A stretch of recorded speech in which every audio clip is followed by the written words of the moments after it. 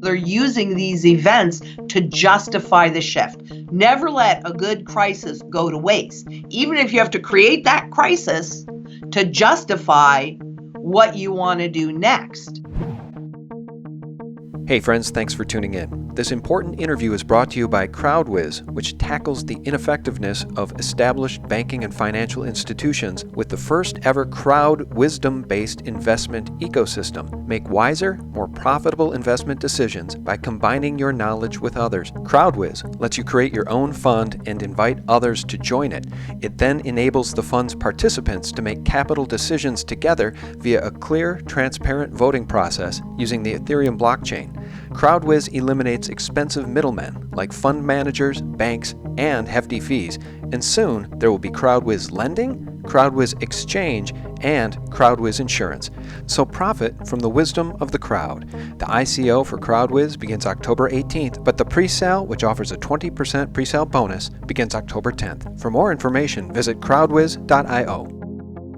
Hey friends, thanks so much for tuning in. It means the world to us, and with all that's going on in our nation, with what appears to be, in my opinion, a false flag shooting in Las Vegas, there's certainly more questions than answers as it relates to Stephen Paddock and how he was able to obtain all those automatic weapons. This interview is going to be more focused on the economy and the fraud going on within the American economy. And we have back on the line our friend Lynette Zang. She's the Chief Market Strategist at ITM Trading. Lynette, welcome. Hi, so glad to be here today. Sorry about what happened in Las Vegas, though. I mean, that's just a horrible event. Yeah, it's just horrible beyond words. And, only a madman would target, helpless individuals attending a concert. Or perhaps there's more to the story. In my opinion, sometimes, Lynette, these things go unanswered. And conveniently, the shooters, the lone gunmen in this case, are always dead. And they can never tell their side of the story. There's never a trial. So there's really never an end. Just the official story that's rolled out and parroted by the mainstream media. Multiple reports of multiple shooters on the ground. What's going on, Tim? It's coming from upstairs in the Mandalay Bay. Upstairs in Mandalay Bay, halfway up. I see the shots coming from Mandalay Bay. Halfway up. We have an active shooter. We have an active shooter inside the warehouse. We have a police recording suggesting there was shooting coming from Gate 7 on the ground. Control, be advised, shots are coming from Gate 7. Gate 7, shots are coming from Gate 7. So many questions that need to be answered, but just like our economy, right? Just like the fraud we see at Equifax and at Wells Fargo, the bad guys are never ever brought to justice. So, just before we get into that, though, your thoughts on this shooting and what the mainstream media ought to be doing in terms of helping investigate, because I think right now we've seen, judge and jury. Stephen Paddock, they're saying he did this all by himself. 64-year-old man toted all of those heavy. They're saying over 20 weapons were in that hotel room. How in the world would he get that and all that ammunition up there all by himself in a Las Vegas casino? One wonders. You do wonder, and I've been to Vegas enough times where I suppose since he was local, he could have driven there, parked in the parking garage. And there's really, he could have brought them up actually pretty simply on a bell cart, to be perfectly honest with you. Who would stop you? Well, who would question it? One does wonder, though. We've all seen Oceans 11, 12, and 13, and those casinos have state-of-the-art video surveillance on every single person that walks in and out of those casinos. So here's my question. They actually do. You're right. You're absolutely right. And they're watching them. They do. They have that whole room up there with all of the security officers. You're right. Well, and here's my question, and this is an open letter, essentially, a request to Mandalay Bay and to the owners of that casino and to law enforcement. I would love to see video surveillance of all activities on floors 3, 4, and 5 in the 48 hours leading up to that shooting and in the hours after, because we have multiple reports of shooting coming from the lower floors of Mandalay Bay and some video evidence suggesting that that's the case. So we'd really like to see video surveillance footage, but I don't think we ever will, and that's the problem. It's the same problem with the criminals on Wall Street, we never, ever see justice. So I guess we could bridge over to that right now. There is hearings right now in Congress for the massive fraud committed by Wells Fargo. The CEO rolled out to apologize. Of course, that's all it takes these days. He just needs to apologize as opposed to going to jail or being fired. And then we have the Equifax CEO also enduring some public shaming over his over the Equifax hack. I'll tell you, Lynette, how do you even digest all of it? Oh, my. Well, we can look at all these little teeny pieces, and I don't mean to say that these scandals are little, because clearly with Wells Fargo, it was, 3.5 million identities that were stolen or something like that. And then the auto scam, it's scam upon scam upon scam. But don't worry, because Warren Buffett was on this morning and he said, but they handled it the right way. They just got right in front of it. They just apologized. Yep, the CFPB let them off with a small fine and a little slap on the wrist and shut that case down real fast before the auto scandal opened up. And, when you listen to them, I do love Elizabeth Warren. I do. She was really quite direct, because the current acting president of Wells Fargo, or CEO of Wells Fargo, has been there for 30 years and was sitting there telling everybody what changes they've made and how much he's had an impact on the changes in the culture over the last 30 years. And Elizabeth Warren just nailed him. So you mean to say that you've been there for 30 years, this is a great thing. They need to get rid of everybody and change the culture. And it's the same kind of thing with Equifax, with 143 million identities breached, which, I would have to look at this to be more accurate, because they were saying that was 50% of the adult population. But then this morning, somebody said that was 100% of the adult population. So everybody's records were breached. And I would have to do a little research to find out how many adults were in population. But either way, what does he do? I love it. It's easy. They retire.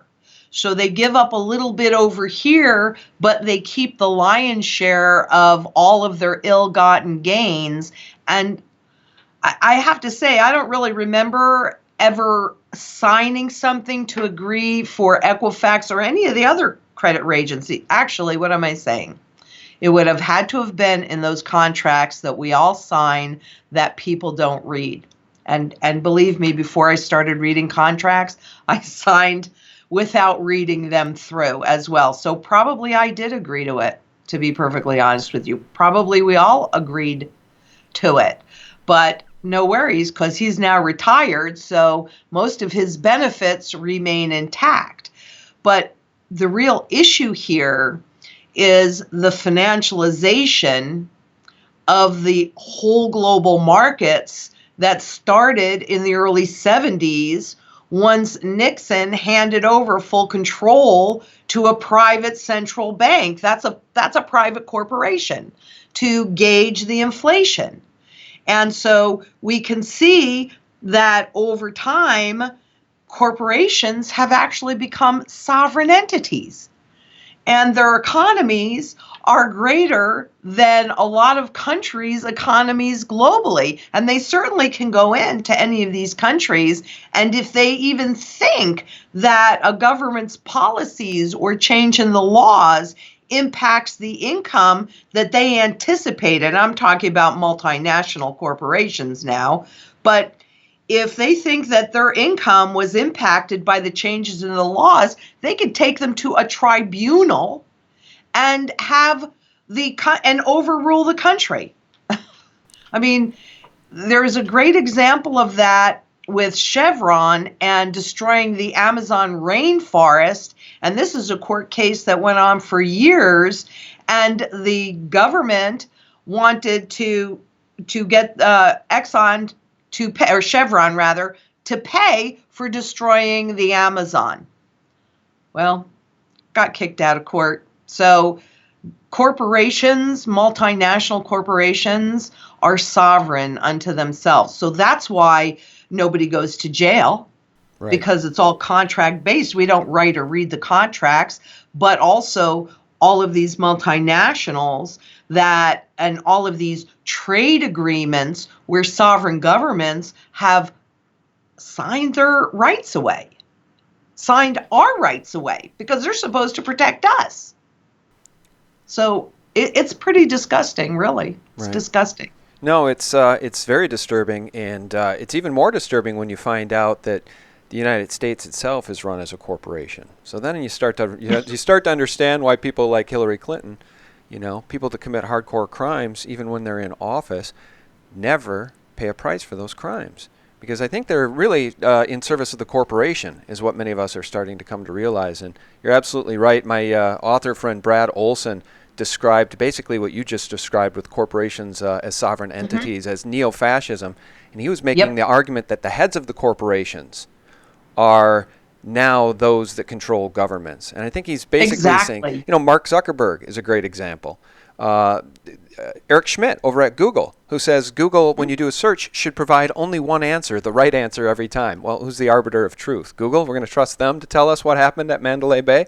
I'll tell you, neo-fascism is exactly what it is. And I don't know how we fight it, other than there is a movement now to hold these people in corporations personally responsible for their crimes. They cannot hide under the guise of the corporation. And I think that's where we need to go. We need to put these people in jail personally when they defraud the American people or hurt us with their vaccines or whatever else they're responsible for. Well, yes, but also what about the monopoly laws? Okay, and I do agree with Trump when he shut down TPP and the other trade agreements, because we need to go in. We as citizens need to actually read what our governments have agreed on our behalf. That's why these multinational corporations can come in and really have that sovereign ruling in a country and that they don't even live in, but can overthrow those governments' laws and rulings, etc.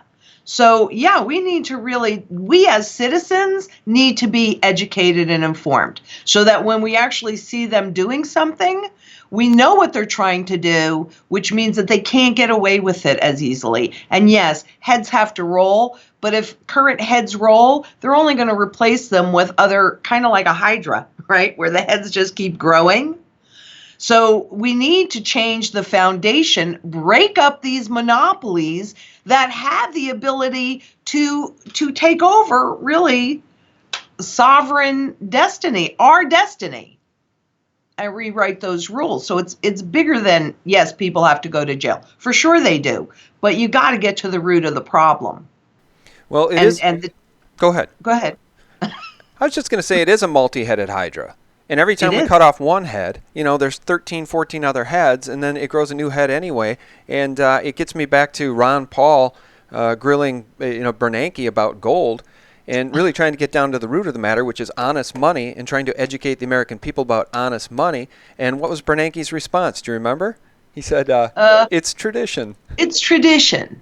Mm-hmm. Yeah. So well, we've got 6,000 years of tradition. We know what works and we know what doesn't work.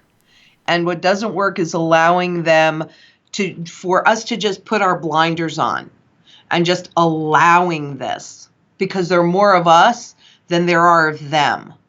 And we vote with our purse, we vote with our choices, and we have to start making our vote count. And the more that do that and actually come together as community, then maybe we can make a difference, because we have to break up these huge corporations. We have to, because that's who's really governing us. Yeah. No, whether it's lobbying or any other way. I entirely agree with you. There is a revolving door of fascism in our own government. Look no further than the FDA or the FCC that wants to ram 5G down our throats. To hell with the consequences to your health. They don't care about that. They say this is the new economy and we're headed full steam ahead, despite all of the risks to health that 5G will present. And I don't know how we stop it, and that's the problem. You know, it's a multi-headed hydra.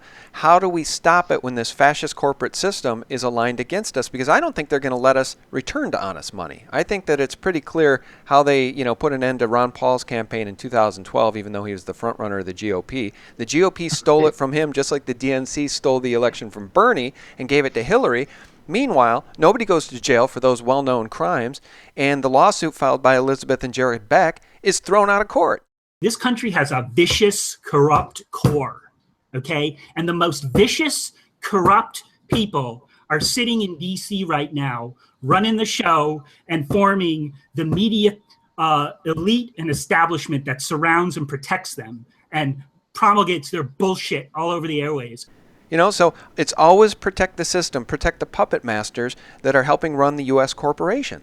So, I mean, I hate to be so bleak, but I am getting a little desperate. I'm not sure how we take this thing back. Well, I'll tell you, Sean, number one, what you're doing and what I'm doing and what all those other truth sayers out there are doing is one way. It's education.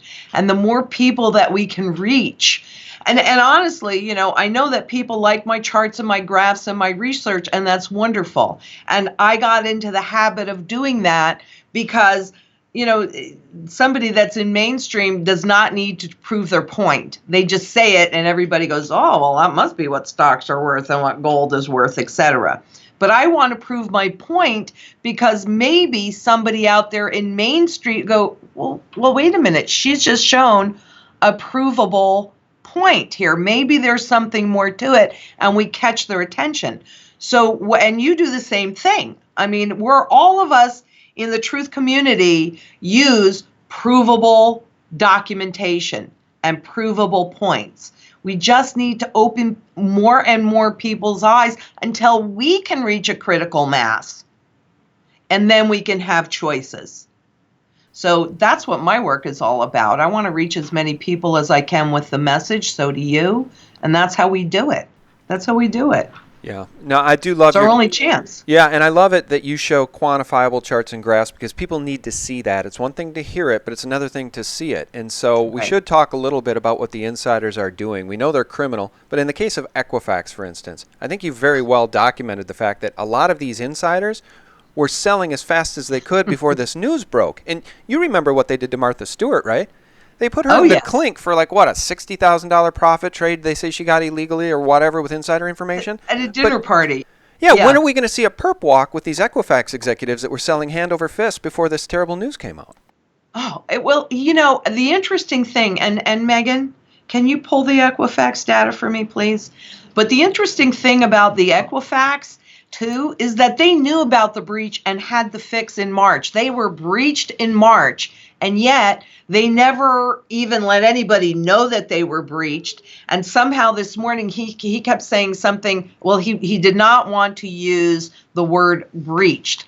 But what I found interesting in this, let's see, this is the Equifax. Give me a second here, because what I found really, really interesting in here was that, here we go. This is the one I was looking for. Okay. Can you see that the last transaction of buying or selling was May 23rd, right? So the first breach happened in March, and then they had the fix for it. They didn't do anything, but nobody bought or sold any shares from May 23rd until July 28th, or May 24th, I should say, till July 28th.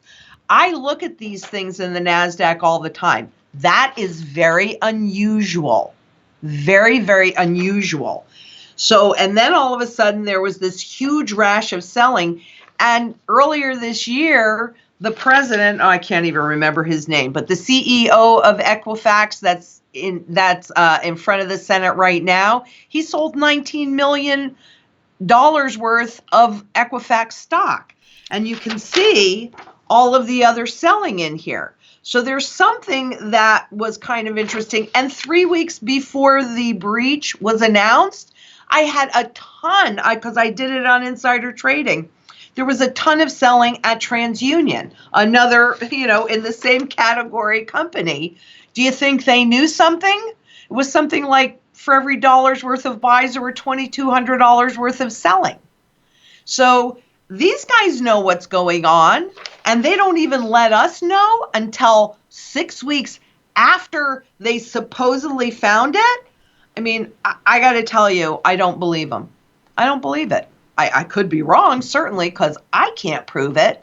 But the data and what they say doesn't make sense. If you had a breach in March, you had a fix, and you did not put that fix in place, but you did not pay attention to any other strange activity. That wasn't exactly the word he used. Please forgive me on that. But they saw some strange activity, and they didn't follow up with that to make sure that there wasn't a breach, or I don't know, maybe put that fix in. I mean, there are a tremendous amount of unanswered questions with Equifax, and I, I don't believe it. I mean, this alone, there's more to it, but the fact that there was no activity in that period of time when the data was being stolen is kind of telling to me. Well, where's the SEC, right? It's the same question that needs to be asked as it pertains to the criminal banks, which manipulate gold and silver on the record with the Deutsche Bank lawsuit, the HSBC manipulation of silver and gold markets, and the CFTC really does nothing to rein them in either. Oh, they can't find anything. They could never find. We had those lawsuits on silver and gold, particularly silver, for years and years, and they could find nothing. And now some of this stuff is coming to light. What does that tell you? Well, it tells me that silver is worth one heck of a lot more than $17 an ounce. I just bought some more recently, and I don't buy that much gold anymore because it is a bit pricey. It feels great to get, for the price of 1 ounce of gold. You can get what now? Is it 70, 75 ounces of silver for the price of gold? 80 ounces? It's a real bargain. And when you get it in physical form, there's a real reward, a psychological reward to it. Because to me, people like to spend money, right? Because we all work hard. We trade our labor and our time for fiat dollars. And people like to do stuff with that so they feel rewarded. They might want to go buy a new couch or a new 65-inch, TV or a new car. But the beautiful thing about buying physical silver is you're not spending that money on a depreciating asset. You're trading it for something of real value. Like I like to call it pirate booty. And when you put it in a treasure chest or a safe, you really are a modern day pirate. I mean, look at all of those shows like Hoarders and all of these shows that people who spend their lives buying trinkets and garbage to try to fill their lives up with stuff. And at the end of their lives, they're left with nothing to hand down to their families. In our cases, our kids, when we go, they're going to be able to open up these safes, right, with the magic ticket, the magic number to open it up, and they're going to find real, actual, tangible treasure. That's what I love about physical silver, despite the manipulation by these criminals. Well, this is a fact, and I think that everybody should always be able to identify the true value of whatever it is that they are, we can say buying or converting, but you made such a good point, and people don't understand that the primary function of money was to value labor. And then any labor that you didn't need to use today, you could save for the future when you did need it at the same rate of purchasing power. So what silver is and what gold is real money. It's labor-based because it takes effort to pull it out of the ground and mine it. And so we were trading our labor for somebody else's labor, very fair and equitable. But the fiat, you're trading your labor for government debt that you are obligated to repay. And they never repay that debt. It just keeps compounding. Now, I really do think that a lot, and we are hearing a lot more hacks even at the SEC, and you're going to see that's going to come about more and more and more because they want to move everything onto the blockchain. So they're using these events to justify the shift. Never let a good crisis go to waste, even if you have to create that crisis to justify what you want to do next. But, really, silver has a really important function. But like you said, you can buy a lot of silver versus 1 ounce of gold, but it is harder if you need to move quickly or you have storage issues, it's harder to store a lot of wealth in silver than it is in gold because it's a smaller package. So for me, it's more about function. What I buy is more about how I'm going to use it. That goes back to the strategy. And I mean, I've been studying currencies since 1987, and you see these patterns. And so it's simple once you know what to look for. It's frankly really simple to recognize it and then move forward with that. That's why I developed the strategy, so you know, well, how much silver do I need? How much gold do I need? What's the function of it? You know, how am I going to use it? How do I know to change it from one to the other? So where you are accurate that, you know, my children, when I'm no longer on this planet, will open up the safe or open up my hiding places and find all sorts of wonderful gold and silver. Through this trend cycle, there will be opportunities to build dynastic wealth. And dynastic wealth is wealth that's lasted in families at least 300 years. So it's the kind of wealth that lives through regime shifts and currency life cycles and major crisis. And it's composed of 3 legs: real estate, rare collectibles, and gold. And arguably, gold is the most important leg because, number one, it enables you to maintain those other 2. And number 2, if you need to leave quickly, you can't put a piece of real estate on your back and take it away. But you can put some gold coins in your pocket and travel with them very inconspicuously. And with silver, that's harder to do just because it's so bulky. So don't get me wrong. I love silver. I own silver. I too have recently bought silver, but I've also bought gold. So I do a combination based upon my personal strategy and what I'm trying to accomplish for my children and my grandchildren, and dare I say it, my grandchildren's grandchildren. Yeah. Because these opportunities will present, and I want to take advantage of them. Yeah. Yeah, well, no, me too. And it's the reason we have these conversations. I know this whole silver story is getting long in the tooth because of the manipulation, and people think this manipulation will never end. But I do just want to point out to people that regardless of what Bernanke says, gold's just a tradition. There's really no reason to own it. I want to point out to people and remind people what happened when NATO went in and toppled Gaddafi and turned Libya into a cesspool. The first thing that was stolen was the gold. The second thing that happened was a Rothschild central bank was implemented in Libya, if memory serves. And that is the moral of the story. Because when you pass away, when I pass away, our children are going to discover that we were smart enough to transfer our energy to physical precious metal. Most of the world's population, at least in this country, most of the American population, are not doing that. And when they go, they're going to have precious few tangible assets that will be a representation of their time here on this planet when they spent all of their energy and time and foolishly traded it for Rothschild central banking paper. That's the moral of the story. And I'll turn it back over to you, and then I have one more question for you about never letting a good crisis go to waste, which I think was said by Rahm Emanuel. So, but that is the moral and many of the others. Yeah, that is the moral of the story, isn't it? You know, you will trade your energy for either worthless fiat, or you'll be smart enough and prescient enough to try to find other ways to save your energy as a symbol of what your life was here on this planet. Because if we leave it to the central banks, they're just going to turn us all into paupers. That's really the goal of central banking: total control over the population through fiat.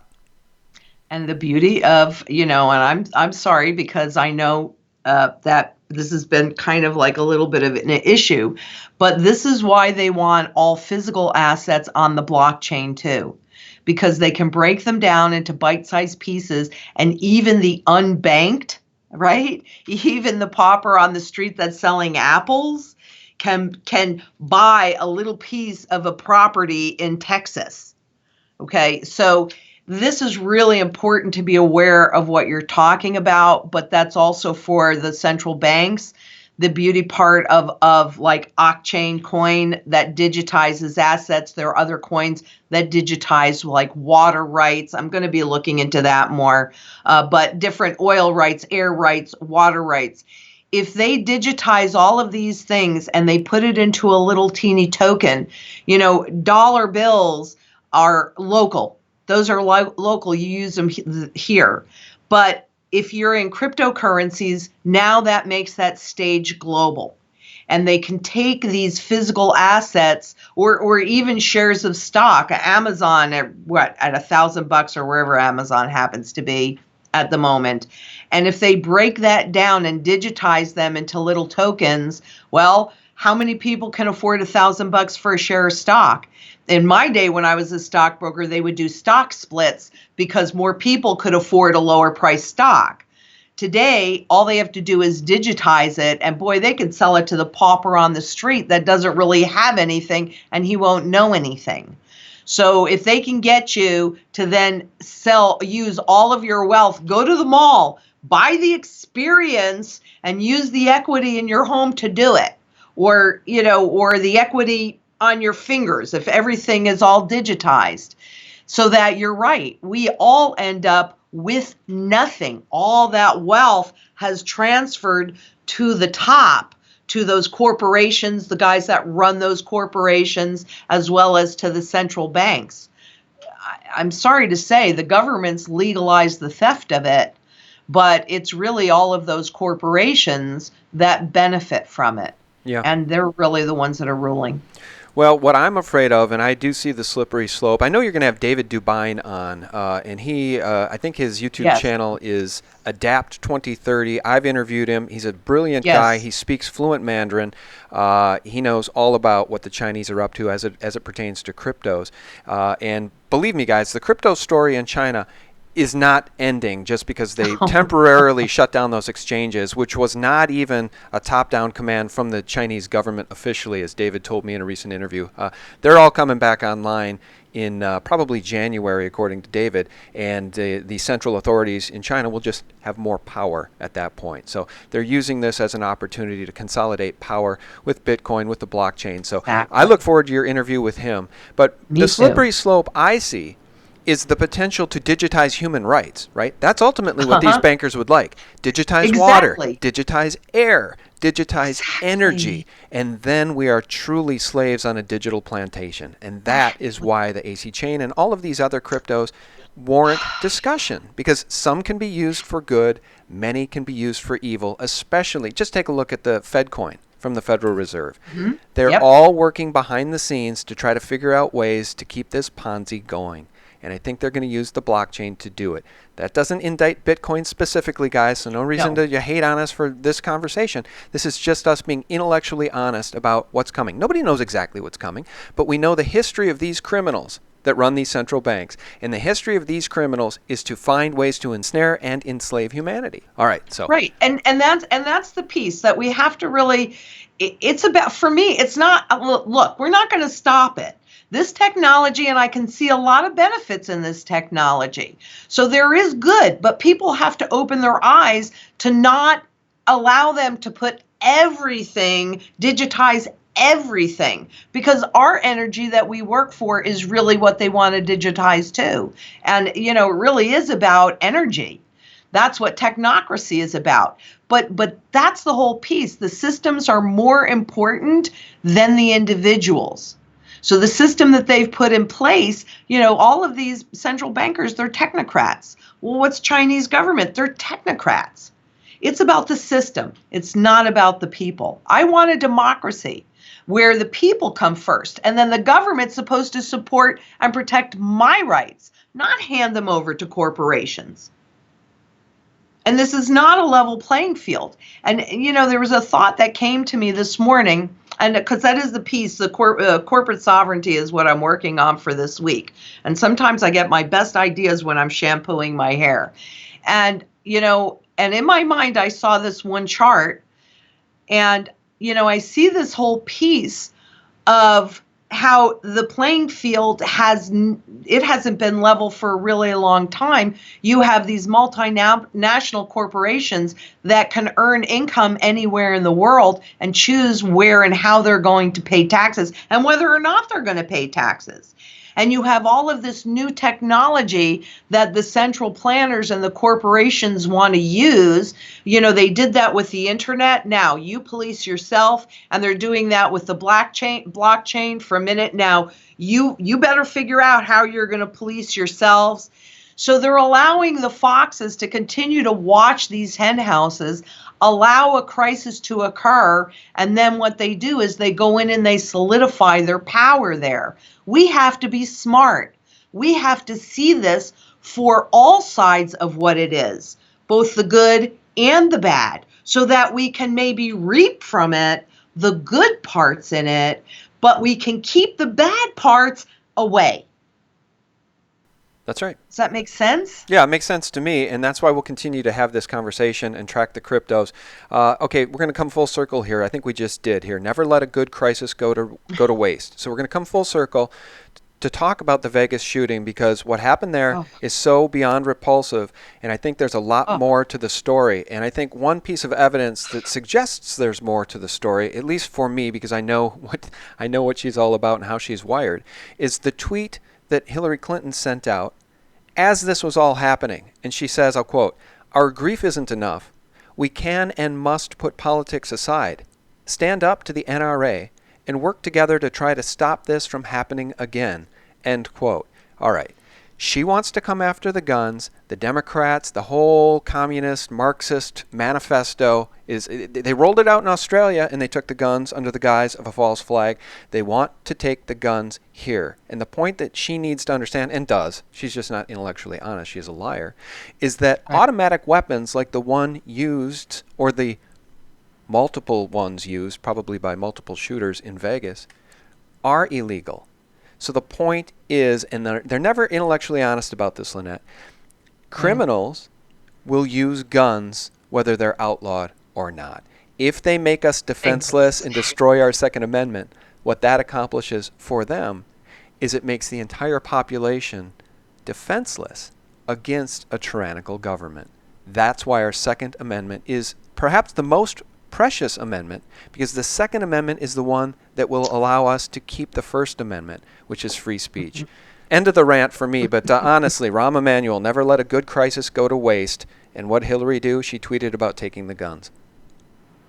That's and not a big surprise that they would do that, because they took the gold away from us so we couldn't protect our purchasing power. They take the gold away, the guns away from us so that we can't protect our persons and our families. I personally, I've had 4 guns. I've given 4 guns back. So it's really hard for me personally to, I would never shoot somebody because they're hungry. I will feed them. That's really more what I'm about. But I still want the ability. It goes back to, I want the ability. I want the choice. I want the choice. It should be my choice, not anybody else's. And so I agree. People that are criminals, they get what they want, whether it's money or guns or anything else. They're going to find a way to get it because they go outside of the system anyway. Yeah, that's right. Yeah, look at Chicago. Some of the strictest gun laws in the nation, and the murder rate is out of control. So with gun violence. So obviously, people in the know what's up, and we know who the real enemies are of freedom and liberty.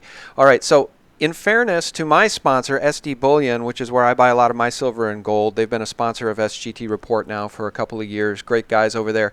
You guys also sell precious metals at ITM Trading. Yes. Why don't you tell people who, I know you're really getting a large following now, Lynette. You really resonate with people. Oh, thank you. You got a great personality, a lot of charisma, and you're very genuine. I think that's what people love about you. So tell people how they can get a hold of you guys should they choose to.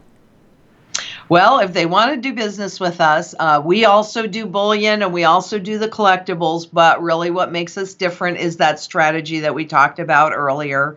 And everybody here is trained in that strategy, so they can tailor it. And they can give us a call at 888-696-4653, or they can go online as well, itmtrading.com. But also, we have a tendency to get a lot of questions, and we try and answer all of them in the Q&As. But also, even if you're not going to buy anything and you have a question, just give us a call. We're all here to be of service. We're all here to help. And, really, and we're all on a mission to do just that. So that's who we are, where we are, and how you can get us.